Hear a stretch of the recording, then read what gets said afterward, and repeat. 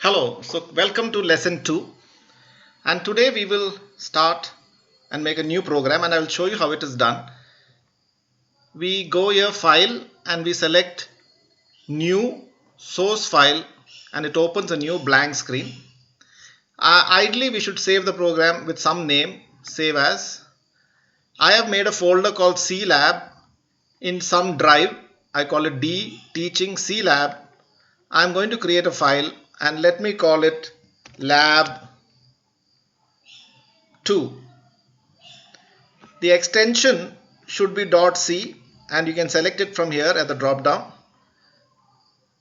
and I save it here. Now it's a blank file. I'm going to type code here. As I said, we should start with hash include stdio.h. This is a header file which has the input and output functions. We have a function which starts with main. It should have a curly brace starting and ending. We may declare a variable I. We will write a code for I is equal to 0, I is less than 10, I plus plus. If I run this loop and each time if I print I, what will the output be? If I do like this and I say I, what will the output be each time if I print I? Now I is 0 in the beginning.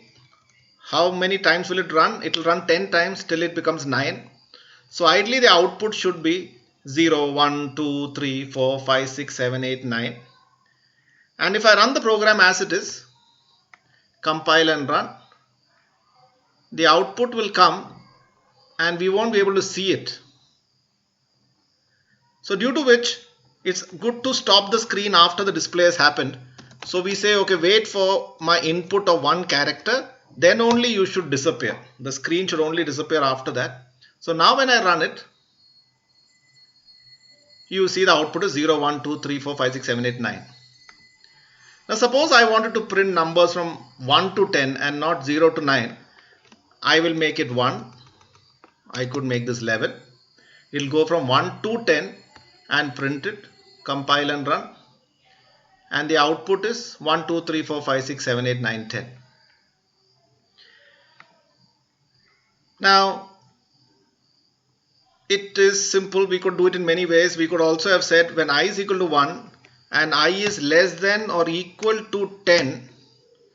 In this case also the output would have been same 1 to 10.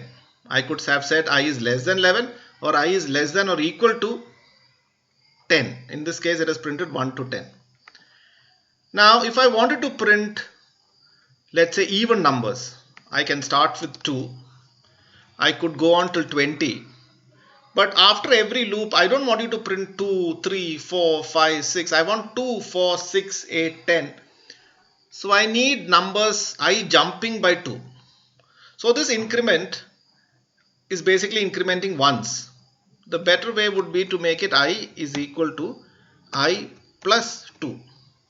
And the output will be, compile and run. And the output is 2, 4, 6, 8, 10, 12, 14, 16, 18, 20. Yes. So now we learned how to print even numbers till 20. My question to you is, how do I print odd numbers from 1 to 19? Any guesses? What should I change in this line of code? Which line should I change? Which part of the program should I change? Yes, I think you would have guessed it. We need to start with 1. We need to go till 19.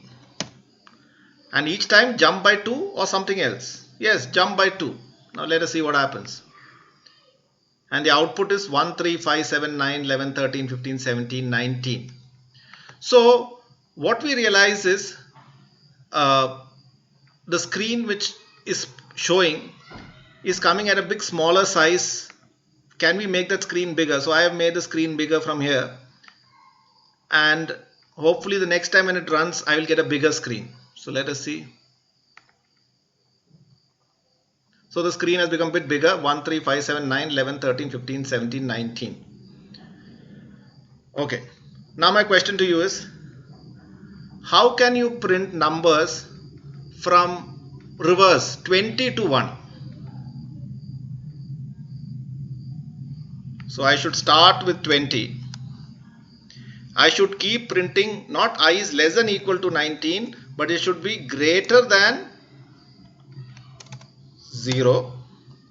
And now if you be careful, if you run like this loop will run forever, because instead of going from 20, 18, 16, it will go 20, 22, 24, 26. So very important to do this I is equal to I minus 2. And when we do this and I execute it, I find the numbers going down. I'll be giving some assignments to do at the end of it. So you should try out your own variations of for loops. You need to try the programs I am running, but additionally you should also do the exercises I give for every class. So let's continue from here. My next aim is to do something like this. I say I is equal to 0. I is less than, let's say, 7, and I go back to that I plus plus. So basically 7 times, I don't want you to print I want to print a asterisk. Now because I'm not using I can remove this declaration, but if I'm using the I in the for loop, for instance, then I cannot remove this line 5. I still need that line number 5. Now let's print this and see what happens. And it looks like a 7 stars come in a thing like this. If I want those lines to come one after the other, I could do /n like this. And now when I execute it, the stars come like this. Okay. Now the next thing is, if I want a box of stars. What's a box of stars? A box of stars looks like this. 4 stars, 4 stars, 4 stars, 4 stars. So if I say, let's say I is less than equal to 4, less than 4, I should basically get a box of stars. Okay. Now to get a box of stars, one way is to use one loop, go from 1 to 16 and print the 16 stars. The other way is to include 2 loops, one for the row and one for the column, but one within the other, one within the other. And I do a loop like this, and what happens is I'm able to get a box of stars, one loop within the other loop. Yeah. Now how do I go about doing it? I cannot use the same variable I here and the same variable I here. I need to use a different variable j, let's say, and j plus plus. Yeah. Now if I do this, what will the output be? How many times will this printf run? This printf will run 16 times. Can you guess why? Because when I is equal to 0, this for loop will run this printf 4 times. When I is equal to 1, this for loop will print it 4 times. When I is equal to 2, it will print it 4 times. When I is equal to 3, it will print it 4 times. So basically, when i's value, I is 0, 1, 2 and 3, each time j will go from 0 to 3, 4 times. So basically, we will essentially get 16 stars, but will we get it like this?